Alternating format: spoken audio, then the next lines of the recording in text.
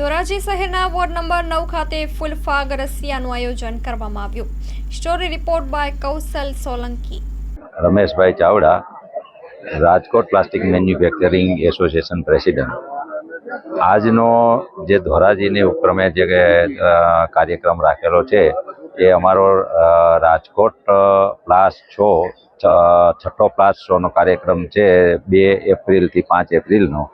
એના માટે ધોરાજી પ્લાસ્ટિક એસોસિએશનના આમંત્રણને માન આપી અને અમે બધા અહીંયા આવ્યા છીએ અને નવી ટેકનોલોજીનું અપડેશન થાય એના માટે ત્યાં બધાને નવા જે કોઈ ટેકનોલોજી માટે નવી મશીનરી આવે, નવી ટેકનિક જે છે એના માટેનો અમે નવો એક ધંધાને વેગ મળે એના માટેનો જે કાર્યક્રમ કર્યો છે એના માટે આ લોકોને અમે જાણ કરવા માટે ધોરાજી આવ્યા છીએ। દલસુખભાઈ વાગડિયા, ધોરાજી પ્લાસ્ટિક એસોસિએશન પ્રમુખ।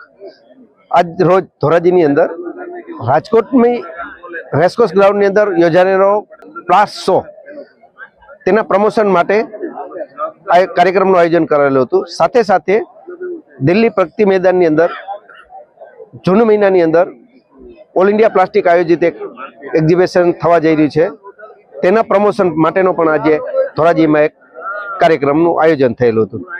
આ કાર્યક્રમમાં ધોરાજી પ્લાસ્ટિકના સભ્યોને સરકારની નવી નીતિઓ, પ્લાસ્ટિક રિસાયકલિંગની નવી ટેકનોલોજીઓ, નવા કેમિકલો, નવા પ્લાસ્ટિક મટીરિયલો વિશેની માહિતી અમને પ્રોવાઈડ કરવામાં આવેલી હતી।